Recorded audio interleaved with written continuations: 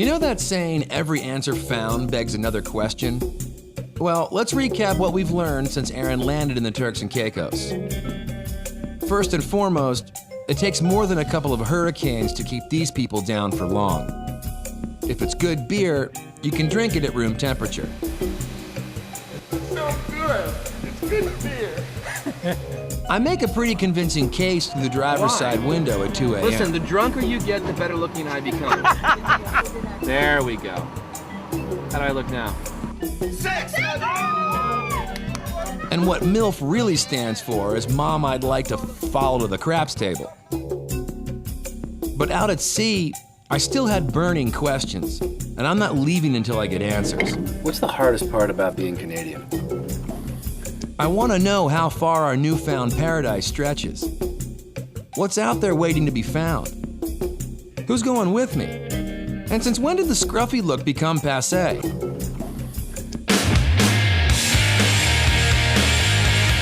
My name is Aaron Falls. I'm a diver, a divulger, an indulger, and I'm going into the drink.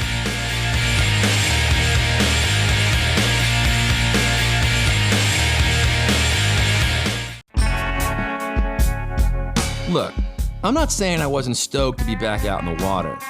I'm just never gonna be ready to roll at 6 a.m. Ever.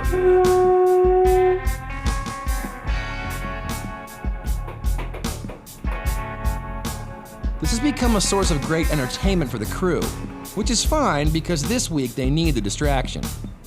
Dave's got dengue fever, Doug's locked in a battle of wills with one of the onboard air compressors, Jack impaled his forearm on a gaff hook, JF can't turn around without something breaking down on him,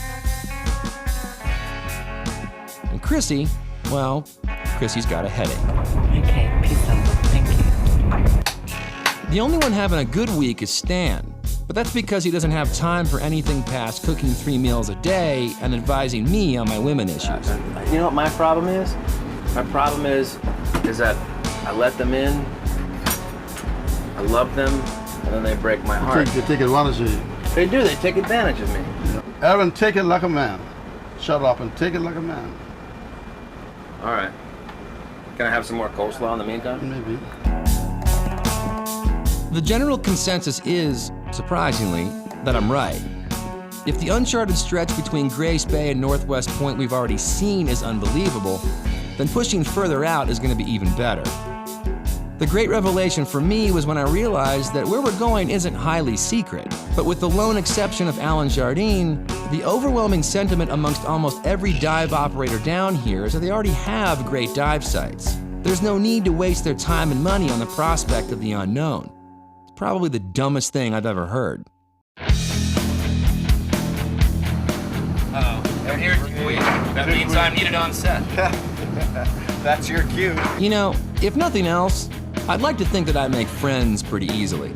And when you're stuck on a boat in the middle of nowhere with 20 people that don't know you from Adam, it's a pretty good skill to have. Oh my God! I mean, let's face it. It's as much about the people you meet as it is the places you go. I can't say I was expecting to meet someone like Harold out here, but I wasn't surprised either. There was a sign over the entrance to the Y. Take our scuba course. So I did. Everybody wanted to know who the old man was, because I was 56. Now you ask me how old I am. Now I'm 83. Did I ask you how old you were? No, but I'm telling you. Okay. After almost 30 years of diving and all the places that you've gone, what keeps it fresh and what keeps it exciting for you? I don't know. I like to swim. I've always been a swimmer. And I like meeting people. Maybe I'll see something I haven't seen before. Usually I do see something. And that's what's interesting.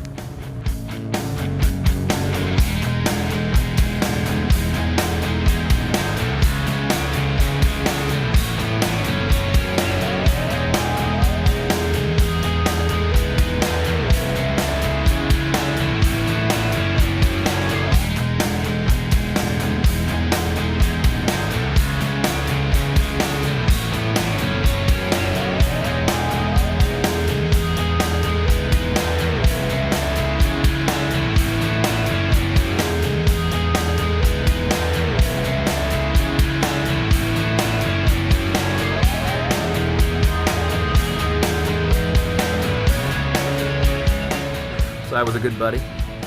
You certainly were. Well, thanks, man. The only thing is, I think you should have shaved before this interview. You think so? Yeah. That's kind of part of my look. Well, you didn't really shave either. That's Did you? besides the point. Oh. So I have to shave, but you don't have to That's shave. right. Yeah, I've got the age to back me. I don't have the beauty.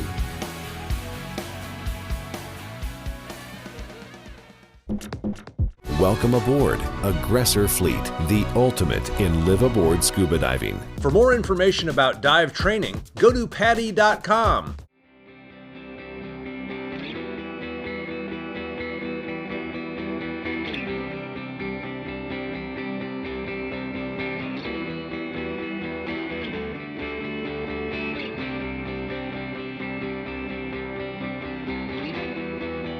The further out we went, the bigger the animals got, and the closer they came. Sharks in the Turks and Caicos have very little understanding of personal space. Maybe it's their healthy self-confidence or the fact that it's approaching peak feeding hours, but my educated guess was that going back in here tonight would yield even closer encounters. I had been told that the inhabitants of a coral reef go a little nuts following a hurricane.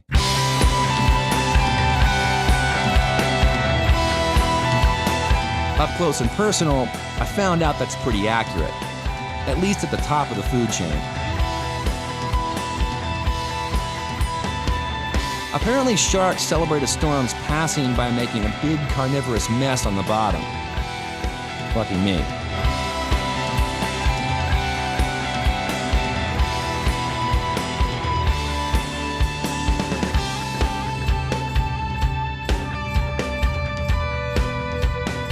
Really lucky, as it turns out, because while I was down there, two opposing issues are causing the crew a serious amount of panic and irritation.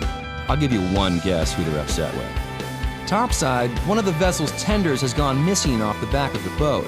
Not good, given that it's a very windy, very moonless night, way out on the very open sea. One of our tender lines snapped or came unhooked, and it's drifting out behind us in the wind. We have the second tender out looking for it, but pretty dark out there. At best, it's a needle in a haystack. It's a long time to be drifting around. We got a good 15 knot wind right now, so it's been off for an hour. It'll drift at 3 or 4 knots in an hour. So we could be out there a ways. So how does any of this concern me, you might ask? Getting caught up in the nocturnal buffet line sent me deeper and longer than I normally would have gone, marinating my body tissue with excess nitrogen. Now I need to stay in the water and complete a very long decompression stop. The boat can't pull anchor with me still in the water, and that means they can't do an effective search for the tender. No, he needs to stay and finish his deco. Yep, leave him down there. I'd rather lose the dinghy than lose Aaron, so leave him down there. So essentially, by not paying attention to little details like, I don't know, my depth and time, I've pretty much made everyone's job a whole lot tougher. No one, as you can imagine, is particularly happy with me. I'm not the sharpest tool in the shed, but tonight the crew will all agree that I am definitely a tool. So the dinghy goes missing. He goes on a night dive and goes into deco on the thing. Unbelievable. In the end, a mixture of excellent seamanship and sheer luck put the spotlight right on the prodigal tender, and all was right in the world. The dinghy was recovered, nobody killed me, and we all went to bed happy. Life goes on the boat.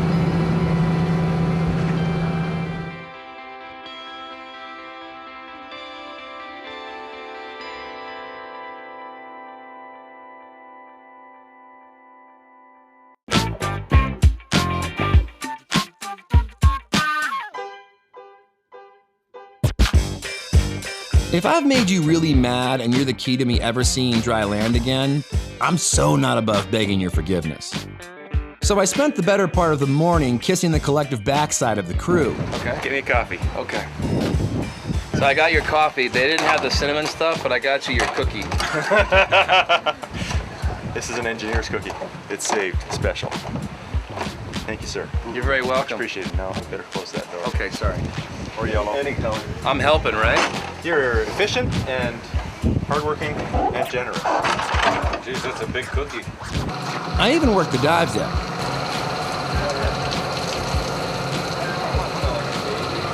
And as a parting gift, a light. Thank you very much. Well, you know. Good service.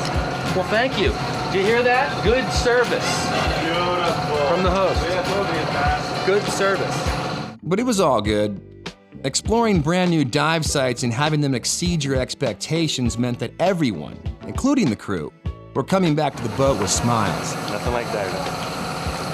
Even our cameraman, Mark, Mr. Unimpressed, was gushing. The dome was cool, man. The dome was cool. The dome was cool. Grouper, it was, well, it was as big as his head swells to. But No. It was big. I don't think grouper grow that big, kids. Well, you've got a huge wet spot right on the front of that lens. Oh, wait.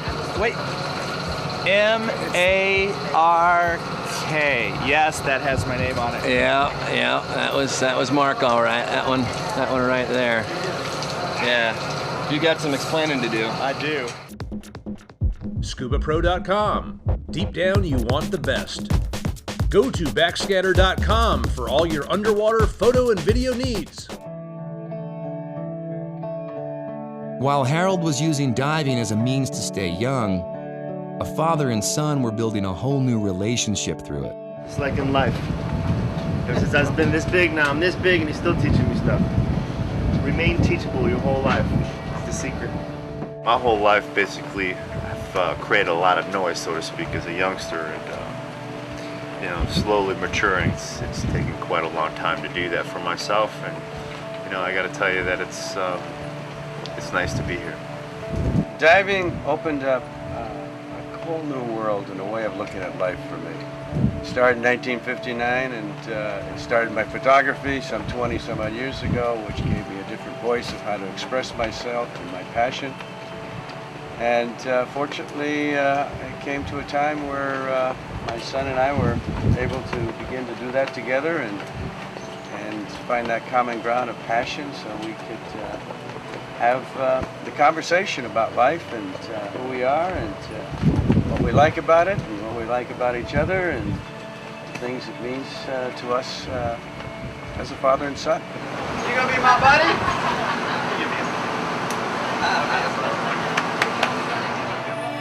When I think I might surrender,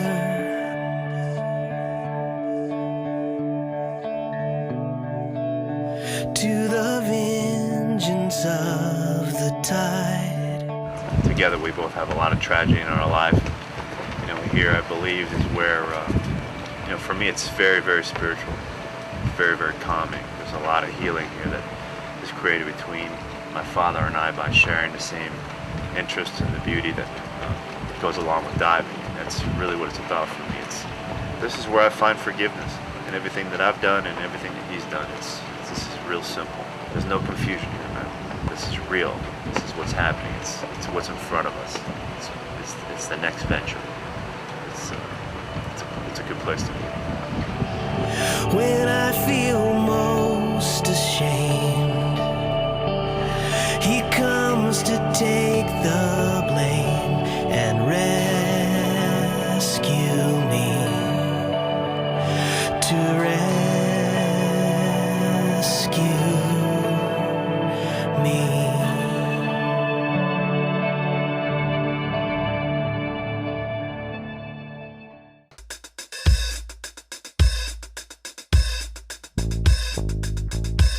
On the way out to no man's land, I stopped at Grand Turk to meet up with my friend Mitch Rolling. Mitch! Hey, Aaron, good to see you, man. How are you, buddy? Good. I thought that was you guys coming in off the boat. Yeah, we weren't too subtle. Yeah, well. We're about to live aboard. Good to see you down, for sure. Yeah, it's good to be here, man. Grand Turk was as close as I ever hoped to come to a war zone. The devastation was unsettling, to say the least. But Mitch was upbeat. How you doing? Well, we have a lot to be thankful for. We got hit hard, of course, by Ike, but as I think you've seen already, everybody's pitching in, backhoes are going, there's new utility poles going up, and it's going to be a little while before we dig out, but the digging's already happening. Mitch and I clicked because we're both musicians who somehow ended up on the water for most of our adult lives. I consider it a pleasant, if unexpected, detour, but Mitch has a different theory. What I've learned in the maturity of my career as a rock star is that it's an extremely hazardous and dangerous field. Oh, sure. I mean, if you survive the, shall we say, substances that are available or prone in the industry, you often wind up dead. Jim Morrison, Jimi Hendrix, Janis Joplin, the list of names goes on endlessly. May they rest in peace. And if you survive that, there's expensive rehab and in and out and over and under and on, Clapton, etc. And if you survive all that, you still inevitably got ripped off by record companies, lawyers, producers, managers, agents. And if you survive all that, you end up on a small little island somewhere with a house on the beach, scuba diving. So I skipped the ugly middle bit. Rock and roll I'm dreams the rock can star come true, who kids. never was. Just go straight to Turks. This was my guitar that I've had since high school. It's a Guild D40C, and it's, I don't know if I can rebuild it or not, but this is the big loss because this can't be replaced.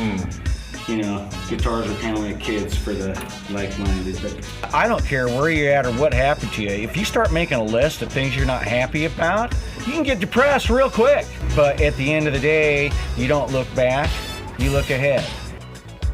And then it hit me. Mitch will be fine without electricity or running water, but the dude needs to play. I had a venue and a victorious week to celebrate. I just needed the band.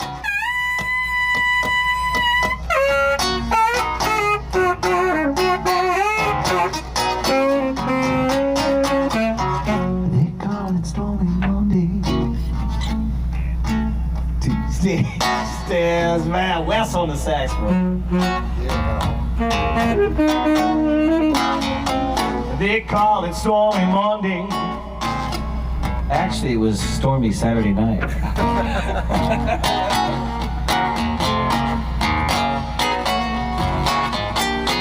No lonesome baby, won't you beat me on the time?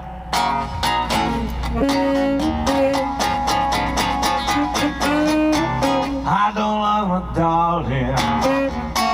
Won't you please stay?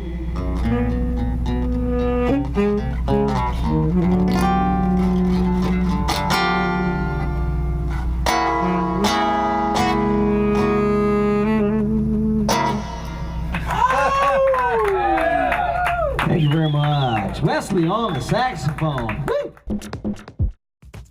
Closed captioning provided by Gun Barrel Gold. The world's largest community for divers on the internet, scubaboard.com.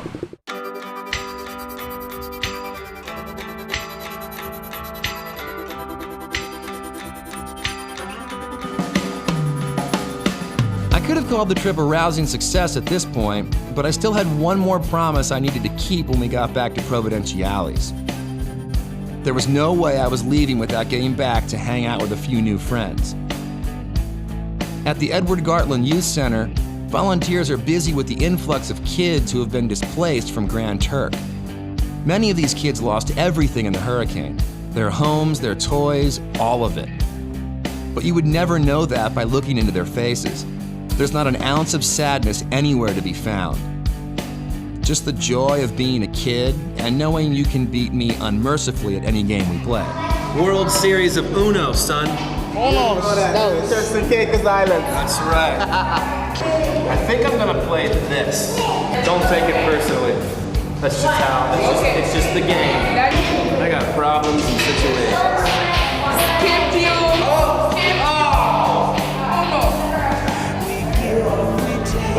How did that happen?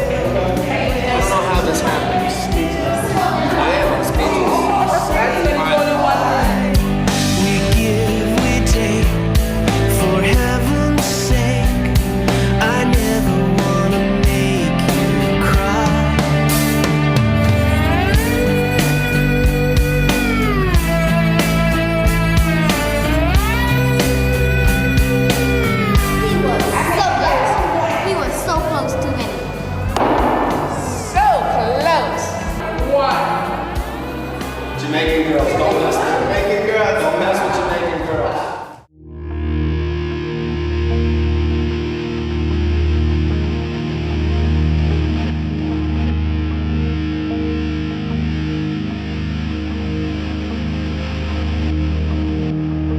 wasn't ready to leave Turks. I never am. The consolation was knowing that everything was going to be fine here. The storms, both real and metaphorical, were past. Literally and figuratively, the gamble had paid off. I made some new friends, learned from my mistakes, kinda. And in the end, fell in love with the Turks all over again. And while we were breaking ground, the hurricanes had shifted it. Suddenly there was a whole new set of questions to be answered. Kinda makes you wonder what else, and who else, is out there, right? I plan on finding out. Last known location, Big Blue Sea. Armed and apparently dangerous.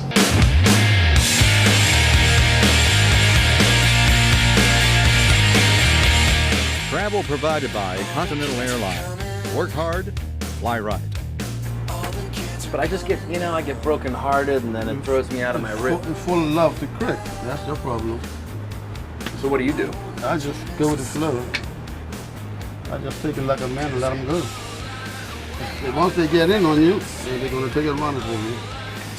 They tried to do it to me. My wife tried to do it to me, but she found out that I was, better man than that. What'd you do? What'd you tell her? Nothing. She said she don't want me. I just been in front of another woman. That easy? That easy. You are Stan. That's the problem, is that I'm not you.